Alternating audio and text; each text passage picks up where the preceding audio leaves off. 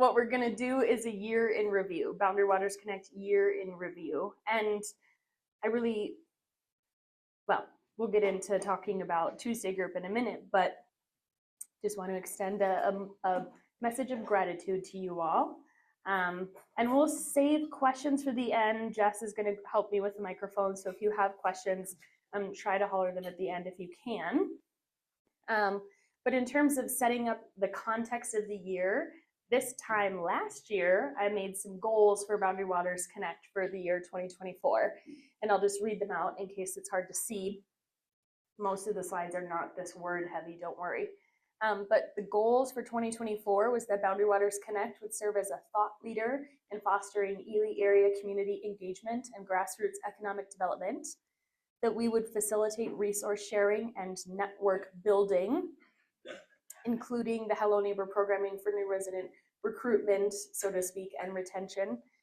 We don't actually recruit new residents, but we make ourselves known to new residents and try to retain them through getting them connected in the community. And then local entrepreneurial and organizational support as part of facilitating resource sharing and network building. We wanted to be a part of building bridges across differences, social bridges across differences in the community.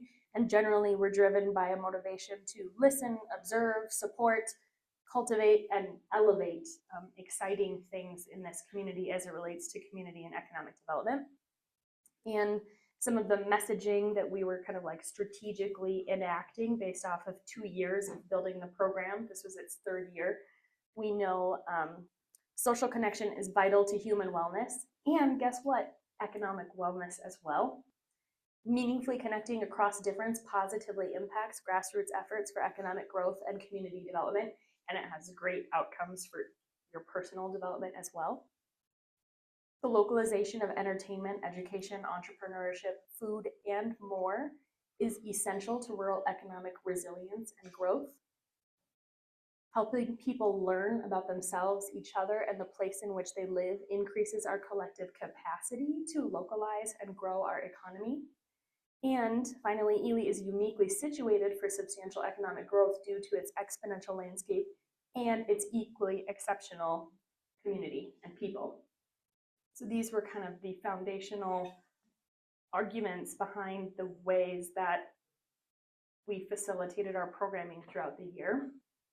And chief among those things is Tuesday group. We had 46 Tuesday group programs this year, and when choosing to kind of promote Tuesday group, I chose the picture of Jess's presentation because I heard from many of you in this room and many people outside of this room that Jess's was one of the most impactful we heard all year. Yeah, round of applause. And it is, when I think about Tuesday group, what are the filters, right? We're trying to host an event that is educational and that is relevant to this region. And in the best case possible, we'd be hosting a local or regional speaker. And so Jess's presentation is an example of peak Tuesday group, right? She's an Ely resident who comes with many degrees and years worth of experience in multiple fields, and she's actively pursuing a PhD. She is our friend and neighbor, and she's able to teach us something about topics that are extremely relevant to us personally. And again, we did that 46 times this year. Anyone want to popcorn shout out other Tuesday group presentations that they still think of as having been exceptional this year?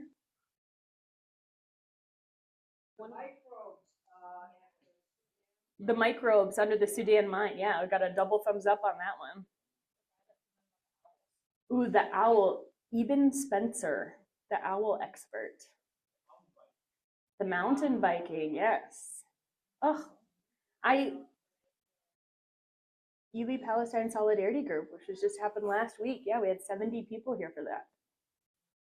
Awesome. Well, it's not a quiz and it's not a loyalty test, but I do just, I think throughout the rest of this slide deck, you're going to see the many things that happen and all of the different work that I do on behalf of Boundary Waters Connect. And I just want to take a moment to sit here in a place of stillness and gratitude for Tuesday group, because no matter what chaos is happening, I love being able to come into this room and like just chit chat with you all in the half hour before Tuesday group gets started. And the consistency of this and the regularity of this and the community around Tuesday group has been such a source of inspiration, joy, and stability for me throughout my sometimes hectic work year. So I really appreciate you all and appreciate the Grand Ailey Lodge for making this possible. I think that's really cool that we have this place where we can convene for lunch and hopefully have a mutually beneficial weekly tradition. Speaking of weekly, we've been averaging 62 attendees throughout the course of the year. So if you ever see me awkwardly stand up and stare at you all and it feels like I'm just being weird, it's because I'm counting the number of attendees in the room. So that's up. You know, when I first took over Tuesday group in June of 2021, the latter half of that year, we were averaging 33 attendees, and I felt really good about that. But I feel so proud that this group, you know, it's grown in such a way. Yes, Steve? It seems like as soon as I quit. Is that what you're trying to say? What I'm trying to say is it seems like after that pandemic closure era, we all learned how valuable it is to share space together. Oh, yeah. And we made more of a conscious effort to share space together. Yes. And I've just been so lucky to ride this wave. Yes. We do average about 4 people on Zoom per session. It's not super popular that we have people tuned in remotely, but we think the Zoom aspect is really valuable so that people from all around the country can tune in, and that's also how we record Tuesday group. So almost every Tuesday group program is recorded and posted on the Boundary Waters Connect YouTube channel. Yes, Elton?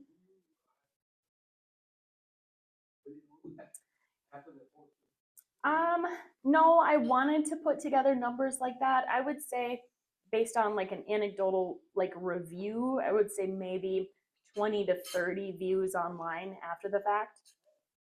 Some programs get a lot more than that, some get less, but I think I would maybe comfortably say they'll be viewed by 20 people online.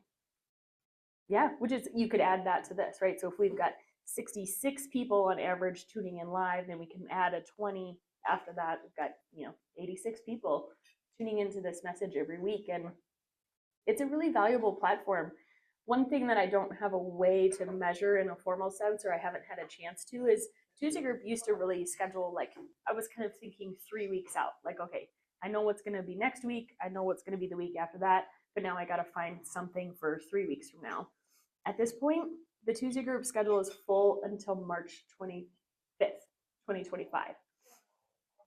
So that's another way that we could measure the growth and the success of Tuesday group, is that this audience has a really strong reputation for being engaged and asking engaging questions. And for people who are on the lecture circuit, I mean, it's a dream to have a room full of 60 people making eye contact with you, locked into what you're saying and asking meaningful questions.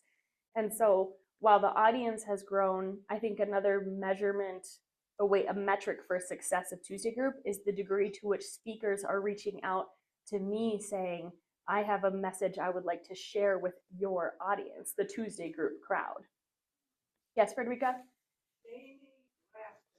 Oh. Mm-hmm. Jamie Raskin. Was that this year? I think that was last year. Still, yeah. It has been a long year. This was an interesting exercise. Let's see.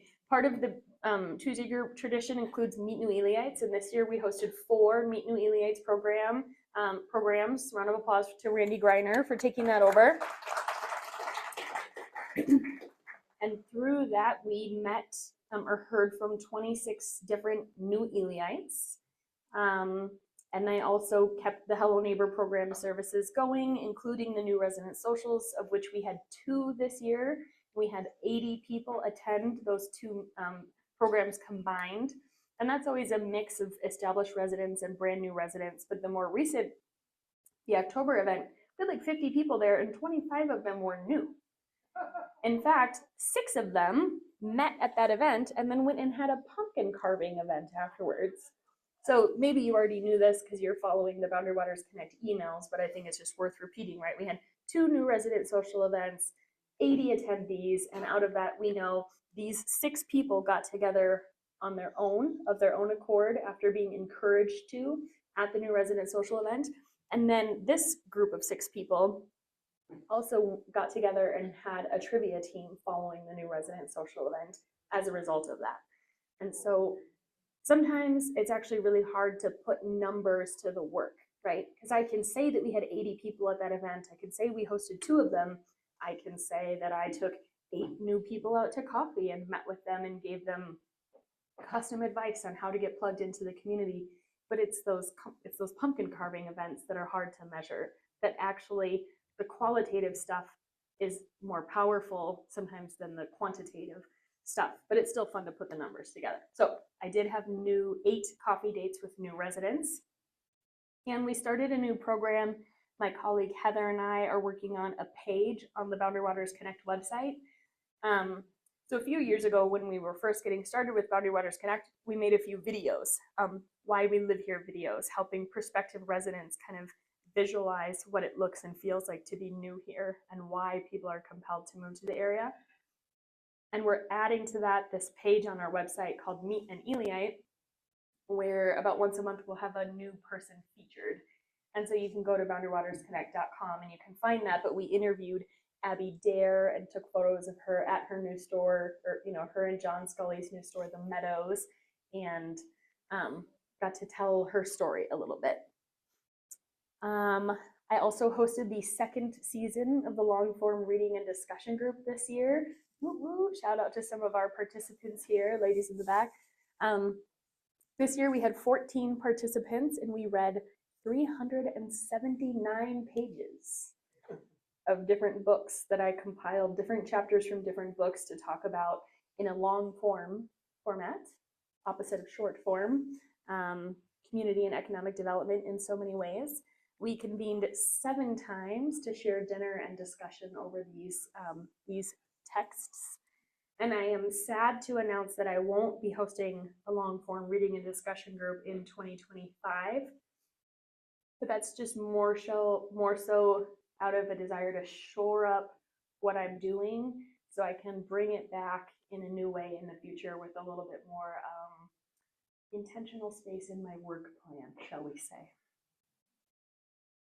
This year, Boundary Waters Connect was a sponsor of the 2nd annual Ely Film Festival. We were the top tier Academy level sponsor, and that took the shape of me being a volunteer coordinator for the festival, which was a 4-day festival, including 15 featured films, 11 shorts blocks.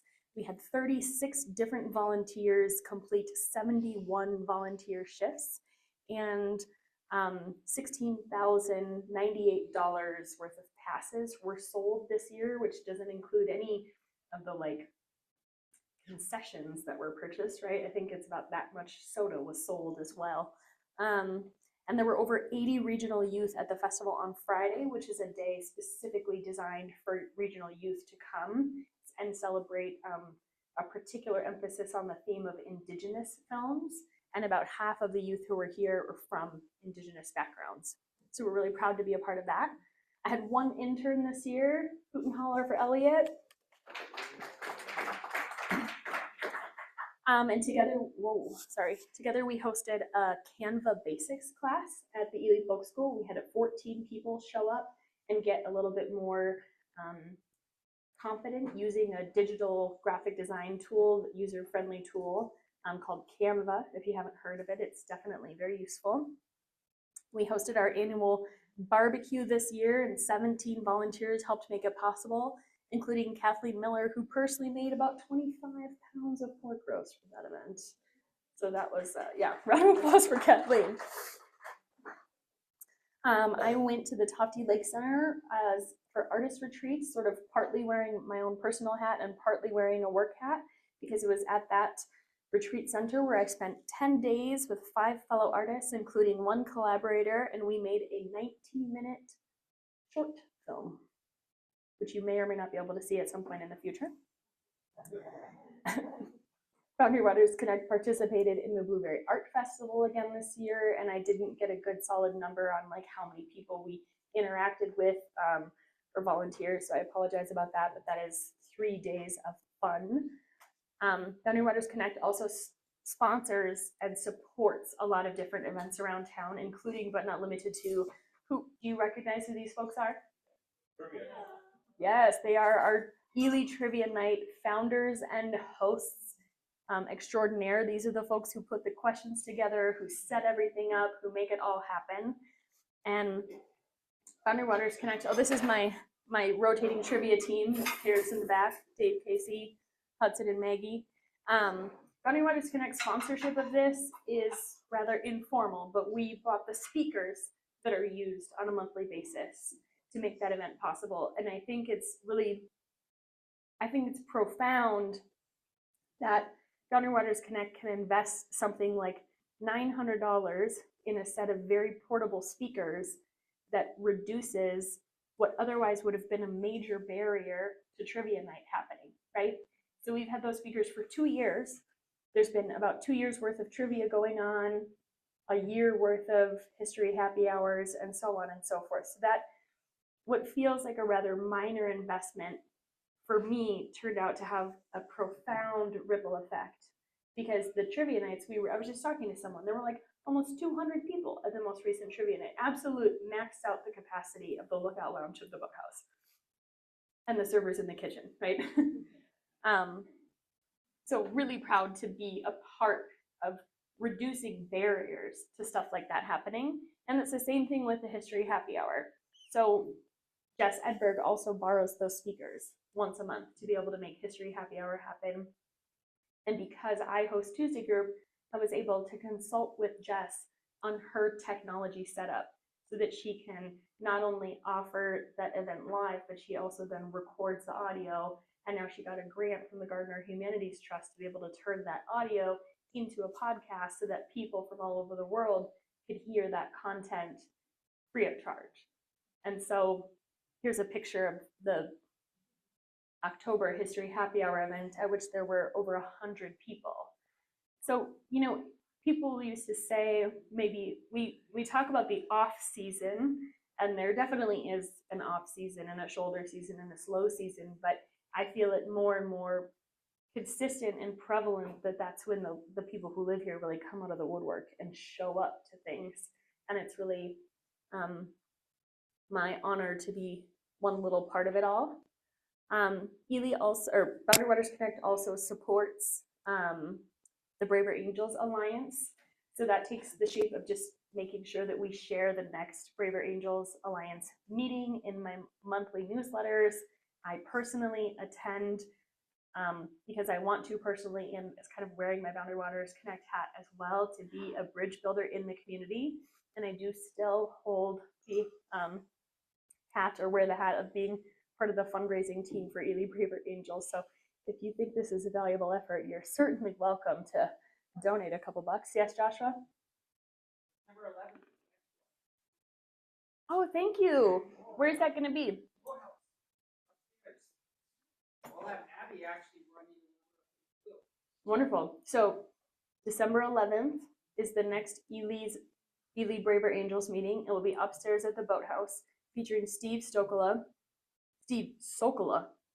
excuse me, Iron Range polka performer extraordinaire, and Abby Dare. Ooh, how many rhymes can I get in there? Oh, and it's not going to be issue related. It's going to be just a get together and socialize. Wonderful. So yes, typically the Braver Angels meetings have a sort of formula to them where we show up at the Ely Senior Center, we have a convening message, and then we break up into small groups and discuss a topic as suggested by the steering committee in a politically diverse small group, and then we come together. So that formula is not in play for the December 11th event. That will be purely a social event, somewhat inspired by the success of the July social event at Sam's Place, which was a hoot and a holler. It was a really good time. So I highly recommend attending the Braver Angels event on December 11th. Thank you. Boundary Waters Connect also was a sponsor of the Ely Rotary Club Casino Night. This was an inaugural version of something, and I'm really proud to say there were 150 attendees. I also coordinated non-Rotarian volunteers for this event, of which I think we had 10. There were 5 classic casino games, which were purchased with some financial support from Boundary Waters Connect, and that event raised $11,512 for local youth. Yeah, thank you. And it was really fun, even though there was like a massive rainstorm in the exact moment we were trying to start the event. It was wild. That won't happen next year, don't worry. Boundary Waters Connect was a sponsor of the Northern Lakes Arts Association, a seasoned sponsor. You get that set up right away at the beginning of the year, and then our financial support makes the 2024, or helped make the 2024 Broadway and the Boundary Waters season possible. Shout out to Ian Law for all that he does and his crew with Northern Lakes Arts Association. And I was also able to participate in the Dancing with the Ely Stars event again this year as a judge. And I got some numbers from Ian, so I want to be clear, these are Northern Lakes Arts Association numbers, but Boundary Waters Connect as a season sponsor is able to contribute to these things being possible. There was about 17,500 people who attended NLAA events this year from northeastern Minnesota, the Twin Cities, Duluth, as far as Thunder Bay, Nebraska, Pennsylvania, and Florida. Wow. For every $1 spent on a ticket, patrons generated $6 for local businesses. There were 2,123 plus hours of volunteerism given to the Northern Lakes Arts Association this year. Over 300 youth engaged in NLAA events. There were over $1,000 in scholarships given out to youth via the Youth Art Fund, and NLAA collaborated with over 50 local and regional artists this year for the markets and more, and the arts and the park stuff. And then they hosted 8 Pay What You Can performances, providing 950 individuals with financially accessible access to high quality arts. So that is really phenomenal. Round of applause for NLAA. The Portage Land Music Festival happened this year, and Boundary Waters Connect was proud to be a sponsor of that. We were a sponsor of the Ely Marathon, including but not limited to sponsoring the Lumberjills Portage Relay Team. So I firmly believe that one opportunity for growth in the Ely Marathon is more people participating in the Portage Relay. And so I put my money where my mouth is and said that Boundary Waters Connect would sponsor a team, and it worked. The team had a blast, and even though I did not run, I also got to get a medal, which I'm super excited about.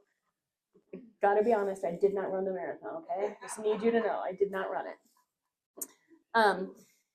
But the team had so much fun, they're gonna compete again next year, but next year they've paid their own registration. So now I am once again looking for a team of people who want to run the Portage Relay Marathon, and Boundary Waters Connect will sponsor that team. Again, seeing this as the biggest growth opportunity for the Ely Marathon. Boundary Waters Connect sponsored, in collaboration with other local organizations, including my colleagues, the Campaign to Save the Boundary Waters, the Ely Folk School, and Ely Community Resource. We hosted a storytelling event at which we had 8 different storytellers. It was so charming. Oh my gosh. It was so delightful. Raise your hand if you were there. Oh, thumbs up, right? Oh my gosh. Tears were cried. We sponsored the Ely PTO. We got the bounce houses for the Halloween party, which was a very big hit. I'm sorry I don't have any pictures of the actual children bouncing on the bounce houses, but very happy to support the Ely PTO in that way. That's an organization that needs as much help as it can get, right? They're kind of constantly asking parents for volunteerism and funds. And the more we can get folks who are not parents of youth in the schools to engage, the less we're asking of the parents. And we hosted the Ely for Ely Leadership Workshop just a week ago yesterday, which is wild. We had over 76 registrants, and about 70 people were here. They spent 6.5 hours engaging with each other and engaging in kind of strategic networking, community building activities, and each person left with 12 one-on-one networking dates sort of mapped out in their year for 2025. And I'm very proud of that. So here's a couple pictures of me blathering on and on like I'm doing right now, and an audience of very engaged people just like you are. Abby Dare doing her thing. She had everyone get out of their chair and line up in a circle according to the color of clothing they were wearing. When I say strategically designed community building activities, I mean it. In addition to all that, I engage in professional development, kind of ongoing learning. So I'm a member of the Economic Development Association of Minnesota, and I attended the winter conference last year. I got to go to programs around housing affordability and the film industry in the state of Minnesota and its economic potential. I went to the Explore Minnesota Tourism Conference, mostly wearing my What's Up Ely hat, but it's all learning, right? That benefits all of the work. But I was a panelist on a session about podcasts, representing the What's Up Ely podcast and the Forest North podcast, and I was very proud to do that. And there, our Tourism Bureau Executive Director, Cindy Smika, won an Emerging Leadership Award for someone who's been in the field for 5 years or less. Boundary Waters Connect was a sponsor of Northspan Annual Equity Summit. Who here is aware of the fact that there is an Iron Range Diversity, Equity, and Inclusion and Justice Conference? Just a few people, yep. So that's one of my goals for next year, is to sponsor that event again and do a little bit better job of getting the word out. This was the 4th annual, yep. It's great. Who here has been to the Iron Trail Motors Center in Virginia? That is a schnazzy place. So yes, a day-long conference where we get to learn about what are some best practices and what are some things, innovative things happening on the Iron Range as it relates to diversity, equity, and inclusion. And then this year I also went to Base Camp, an outdoor recreation and gateway communities conference. They specifically had a track for people who live in gateway communities such as ours, right? So this was a conference targeted towards folks in the desert Southwest, but it was very relevant for me to go sort of representing Ely and some of our other Wilderness Edge communities to learn, like it was in Moab, so a town of like 6,000 people that experiences tourism that is, orders of magnitude more than its population. And so how are small communities in the desert Southwest managing tourism in a way that is good for their local communities and economies? And so that I had a lot of profound education came from that. All in all, the 2024 Northeastern Minnesotans for Wilderness investment in Boundary Waters Connect was about $120,000 in the community. And so that includes all of our sponsorships and the money that we forward on to other organizations, all of our events that we host and the programming, and then the staff wages and benefits and all of that. So this is money that I hope that people can feel the impact of these funds in the community, and that the work that Boundary Waters Connect is doing and that I'm doing on behalf of Boundary Waters Connect has a positive ripple effect. I couldn't help myself. I had to include the fact that in addition to all of these work-related things, Megan and I also hosted a Cowboy Carter Beyonce album release party on March 29th upstairs at Northern Grounds. And I also had the great pleasure of going to Portugal with my husband and in-laws. So no review of the year would be complete without acknowledging Cowboy Carter and Portugal. And in terms of looking ahead, so the Ely for Ely workshop was a day-long workshop, but it's meant to be the beginning of a process, right? And so there will be monthly gatherings on the second Tuesday of the month. I'll send an email including more information. We're meeting in the morning, since we know the evenings are quite saturated. But if you're involved, if you are an entrepreneur, a business owner, a member, a board member, or a volunteer for a nonprofit organization, or an otherwise engaged community member, these monthly programs will be relevant to you. We're hoping they're a combination of networking and professional development. So the first program of the year will be on Ely specific event hosting and marketing tactics. And then we're also that same day hosting a movie at the State Theater. Who's heard of the film Join or Die? Have you seen it, Steve? Online and then All right, I'll have to check in on that. Join or Die, actually, does anyone remember the book Bowling Alone? So Robert Putnam is Putnam, nice. Psychologist who kind of got very notable, very famous in the 90s and early 2000s with his research about a decline in civic engagement in America and like an analysis of what the negative consequences of that are. And so this is a contemporary, brand new documentary kind of chronicling his research and the messages, the lessons learned from it. And basically it's a strong argument in favor of joining a club or an organization. And so Boundary Waters Connect and the Ely Folk School are co-hosting a free viewing of this film at Ely's Historic State Theater, followed by a discussion. We're very lucky to live in a community that has over 100 nonprofit organizations. And that doesn't even really include kind of like informal clubs, right? And so we know Ely's already doing a really good job of this, but how can we get more verse in why this matters so that we can bring more people along with us, right? To talk about the value of joining a club to this group is preaching to the choir, but I think it's okay to preach to the choir if it gives the choir more tools to be able to then go and share that gospel, as it were.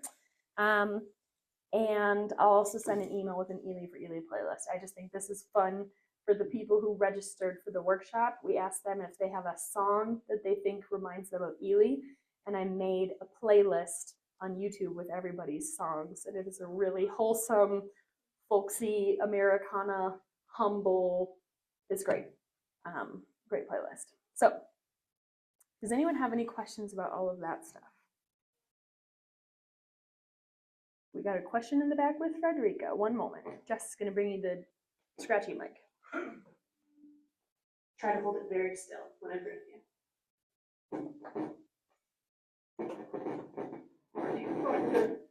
Are you going to eventually explain to us how we can, number one, thank Boundary Waters Connect staff that supports what you're doing, okay? Any suggestions on that? The second thing is I'm wondering, all the books and information you've introduced and promoted, I'm thinking, is there a way the community can help fund, like, that the books be somewhere for people to walk in, if you have an office somewhere, that they can just kind of browse through the books, that the books stay there, because stuff like the Nexus is checked out of the library, but something like that we can contribute and keep supporting in our own way directly, not only what you're doing, but also the staff that has helped you throughout the year. Yeah, that's a great question. Thank you.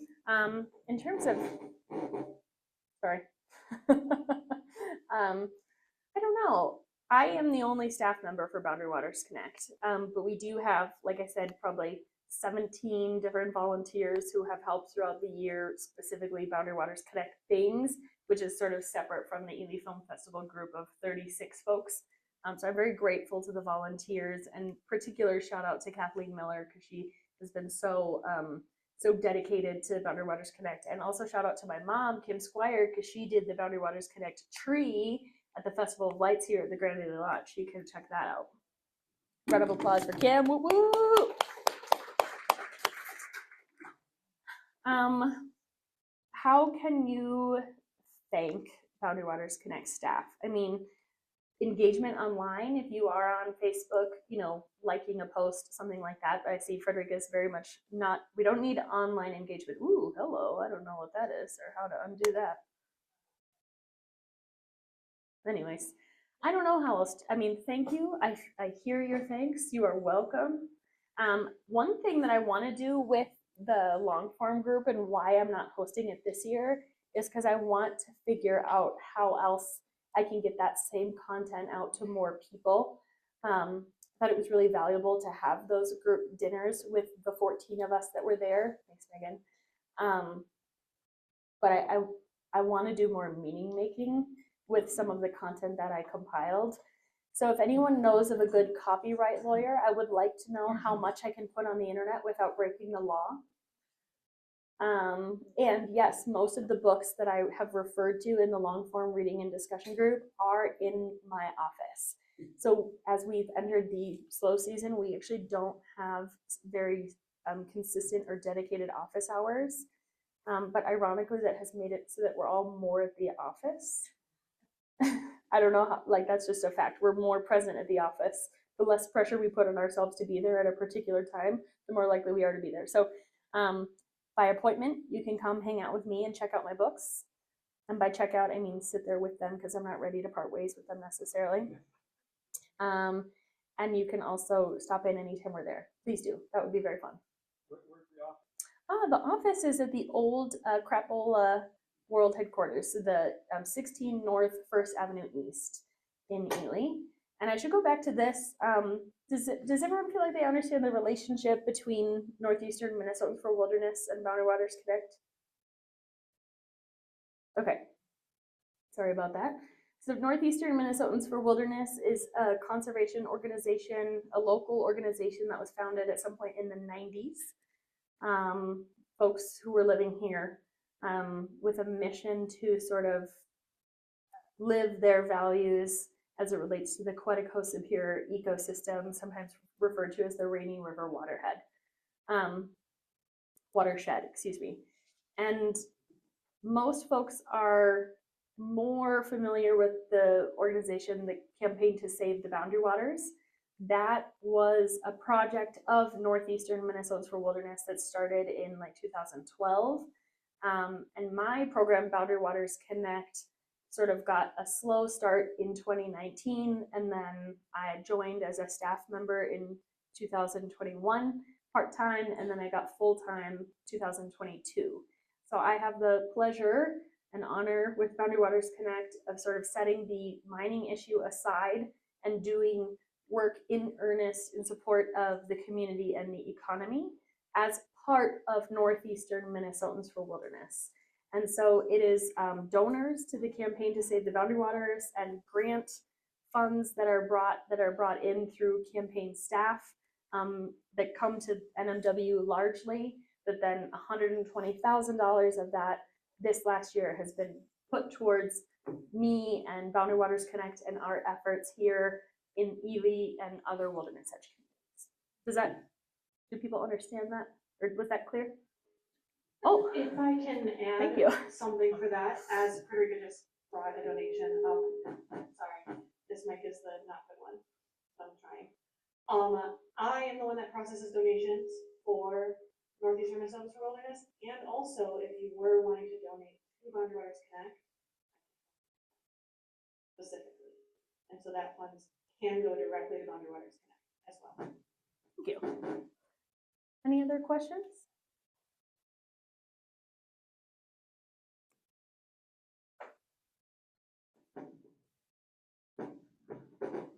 I'm not religious, but if I were, I'd suspect that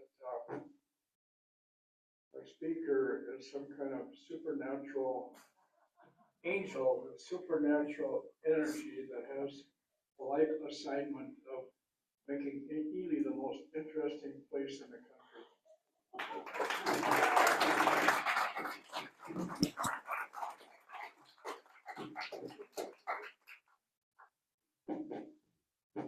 Well, Ryan kind of stole my thunder here, but because I was going to say, now that you've dipped your toes or maybe toes in little puddles and stuff, would you ever think you could really throw yourself into this and expand and really make an effect on the community? Because I think you might do good at it. Oh, thank you, thank you. I will say that this presentation was heavily focused on Boundary Waters Connect, and it doesn't include the Ely Folk School, for which I'm board chairperson, or really mention the What's Up Ely podcast, which has had about 20 episodes so far this year. So there's more yet even to be discussed at another point. Looks like Elton might have a question. Oh yeah, go ahead, Dwayne. Just a question, I don't know how we can do this, but sometimes I think when I'm sitting here, people that should be here, they aren't here. People that I'd like for them to hear. Is there any way that we could connect more with those, Yeah, like city council and the mayor and clergy?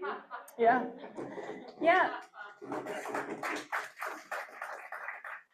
The question, just in case, particularly for the Zoom crowd, is how do we connect with people who aren't here? Examples including city council or clergy.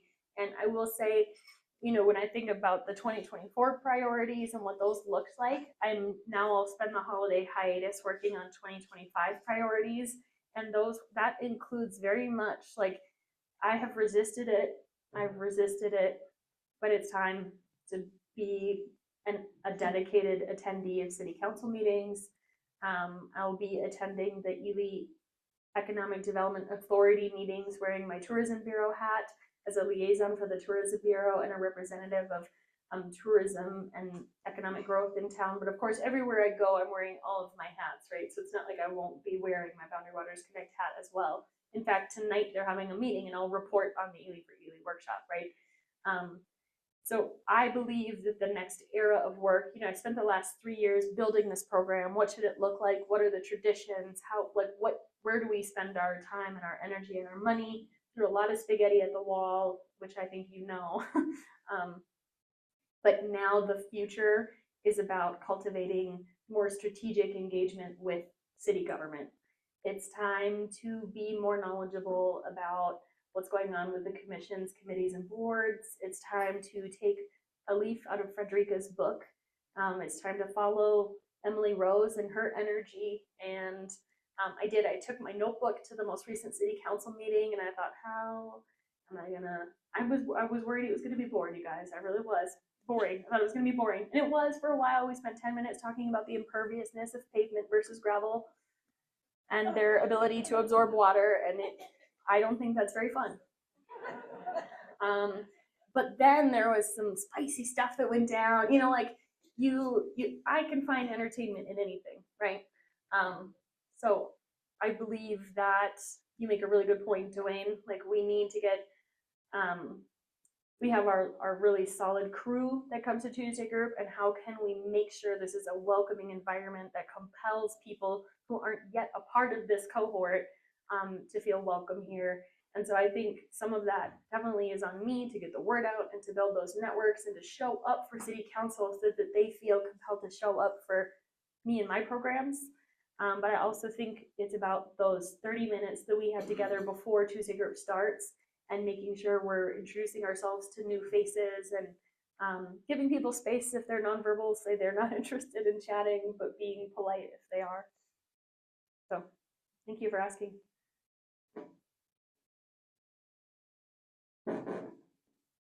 I would think that the Chamber of Commerce is gonna be jealous of you. What is left for them to do, or do you have a working relationship with Chamber? That's a really good question. I do have a working relationship with the Chamber, and when we were developing the Ely for Ely workshop, which has been a year in the making, last fall, I worked with a group of people to sort of conceptualize the idea, and I thought we would do it in March. And I laugh at myself when I think that, because it was not at all possible that that would happen. So in the spring, when we were actually conceptualizing the Ely for Ely idea and executing it, I met with the representatives of the Chamber of Commerce and explained to them the idea and asked for their blessing. And in no uncertain terms, they gave me their blessing to move forward with the Ely for Ely concept. There is plenty of work to be done. So the Chamber's purview really includes getting money moving. You know, the Tourism Bureau brings money into the town and excuse me for being crude, if the tourism bureau brings people into the town, then the chamber's role is to help those people know where to circulate their money and get that money moving, as well as engage in workforce development, as well as so many other things, right? And so there's plenty of work to go around. Thank you for asking. This is kind of a comment, not to. Yeah? All right, how's that? No. Oh, I see it all. All right, let's see, this is kind of a comment, but some time ago, I looked around this room.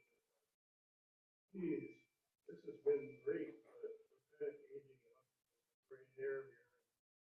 What's gonna happen? Where are all the youth? And I look around now, there's still a lot of gray hair, but I'm kind of great. We'll be run with it. I'm not really. Basically, I want to thank you.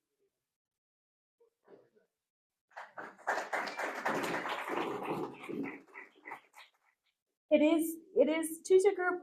I've often, I've had meetings with Lindsay about it in the back. Like, how do we create a scenario where young people have the ability to receive the same messages or hear the same presentations? We talked about like Tuesday group at noon versus Tuesday group at night and hosting the same thing twice. Talked about moving Tuesday group, but in the end, I've kept Tuesday group where it is because we doubled our audience size. How do you change a program, or what strategic argument could be made for changing a program that's actively growing, and increasing in popularity? But if it comes to a time where Tuesday group evolves and it's not attracting the same crowd, or it doesn't seem to have the same impact, we would just evolve with it.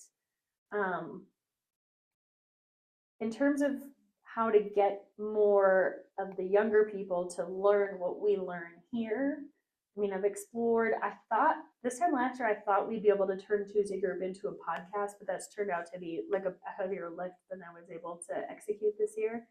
But I'm still thinking about that. So I think you make a really good point, Steve.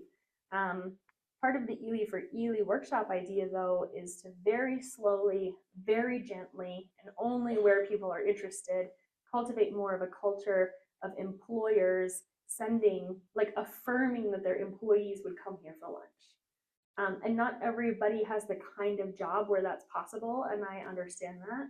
But if it is possible, finding a way to tell the story of the benefit of coming to Tuesday group and just learning and hearing. I always say, and this is no offense to any program, but sometimes the best programs are the ones I wouldn't have come to on paper, right?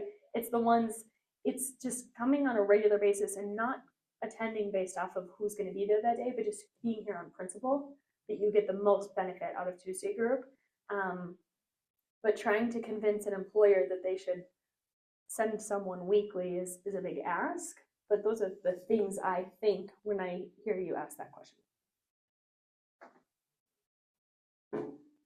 In response to that question about youth, right behind me is a young person who I first met at Tuesday group. And I've met quite a few young people coming to Tuesday group that got them really interested, talked to them, joining different groups here.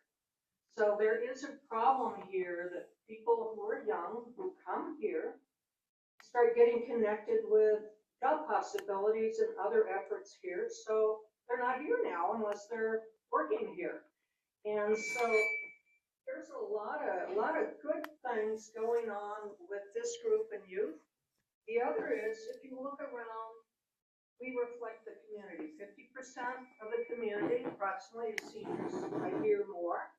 And look at the turnout that we have here. This is awesome. Totally awesome. So we have to recognize the fantastic community we have here, thanks to Lacey and staff and helpers, if you will, that this is just fantastic. And I had something else to say, but I'm just oh yes, there you go. I was just overwhelmed by how great this group is for the community and bringing new people in who then get involved. Regarding the Ely Economic Development Authority meeting, that is broadcast live, supposedly on Midco, channels 11 and 98, if I'm correct. Maybe you know the time, Lacey, that starts so that those who do pay Midco cable can watch it. Sure.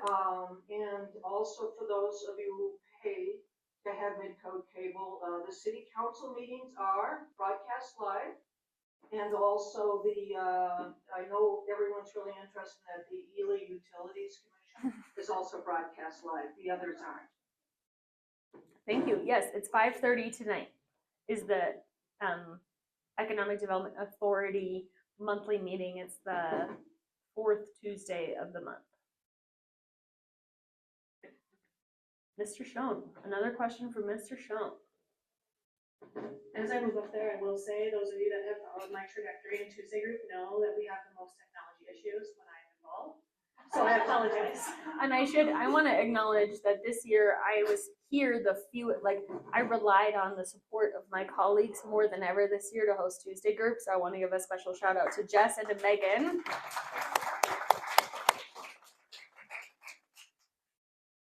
Yes, Mr. Schoen.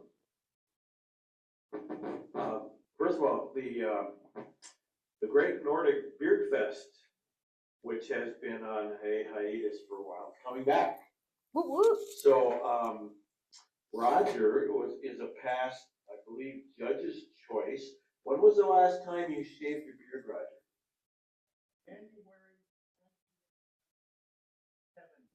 Oh my gosh. Look at that. January 20th, So 1970. 70, 30, 40, 54 years since you shaved. And there are guys in this contest that can beat Roger. Wow. So keep that in mind. That'll be at the theater. And I'm one of the prestigious judges. And the reason, there were several criteria. You had to be named Steve, and you had to know Sean Joseph. And I met both of them. So that's coming up. And how do you find out where to go to these podcasts and Boundary Waters Connect and all that for those of us who aren't? Oh, that's a great, I can show you on the screen right here, right now. Before we get to that, I know we're coming up on time. I really wanted to talk at you for the whole hour about this book, but I got a sinus infection and didn't prepare anything. And now we're out of time. But I tend to each year have like one book that I felt like really obsessed with. Last year it was a book called Awe by Dacher Keltner, a psychologist who studied the human emotion of awe and the 8 everyday wonders where we can find the emotion of awe, which you can learn all about if you watch my short film in collaboration with M. Baxley and Bear Witness Media. Premiere date to be determined. But this year the book that I'm obsessed with is called Nexus by Yuval Noah Harari, A Brief History of Information Networks from the Stone Age to AI. I do not think of myself as someone who wanted to learn about AI. This topic is not fun for me. It's not appealing and mostly is stressful and scary. But in this format, I found it very interesting to think about AI as a way that we share information, just like words and storytelling and scribing books and printing presses and radio and television and streaming. And I highly encourage reading this book to anyone who is interested in nonfiction. I'd be happy to take you out for coffee if you do read it. And I think 3 points to make about it. One of the major messages is that we must strengthen and protect our social bonds because we are living in a world where there will be more and more computer-to-computer information networks, right? And the computers are getting smarter and they can make their own choices with factors we don't even know to take into consideration. So all of a sudden, in a new way, in a more powerful way, human-to-human connections have become even more sacred than they were before, right? And if I am an angel, I'm here to promote human-to-human connections. And one quote, among humans, the precondition for cooperation isn't similarity, it's the ability to exchange information. We don't have to be the same in order to cooperate. We just have to understand what we're cooperating about. As long as we're able to converse, we might find some shared story that can bring us closer. And so that the importance of human-to-human connection and information sharing is really powerful. has some, there's like layers and layers and layers to this book that go beyond information sharing. But I'm going to show you the Boundary Waters Connect website, and I'm going to show you ely.org and where you can find the podcast. So, I guess I can take this with me. Okay, so you can see the screen, right?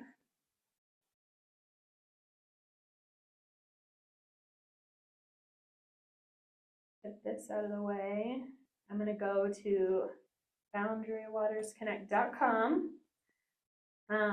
If you're not already receiving our emails, you can sign up right here to receive the emails. And if you want to learn more about the Ely for Ely effort, you can find that on this tab here.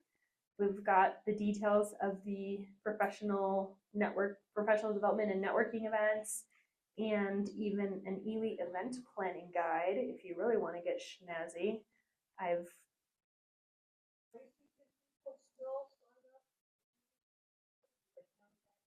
For the monthly events, you don't have to register in advance. You can just show up. Yep. If you want to see the profile on Abby Dare, you would hover over the Hello Neighbor and go to Meet an Elyite, and you can read this very compelling interview with Abby Dare, where you learn all about her. And if you want to listen to the podcast, the easiest thing to do would be to go to ely.org. Oh, look at Lucy Soderstrom. I know her. And just scroll down and click on Listen to Our Podcasts. That's me interviewing Abby Sherrick with Brett Ross doing the production in the corner. And there's 3 different podcasts. There's the What's Up Ely podcast, most recent episode featuring Abby Dare.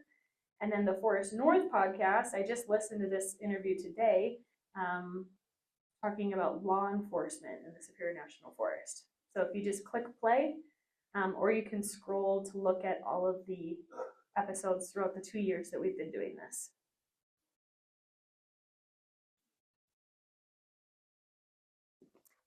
It's my pleasure to have hosted you today. I'm already looking forward to January 7th when we get together again. We'll be hearing from our friend and colleague Alex Falconer, who's an amateur aurora chaser and photographer. So that will be kind of in anticipation of the Ely Dark Sky Festival that's happening January 10th and 11th. And in the meantime, I hope that you have a lovely holiday hiatus.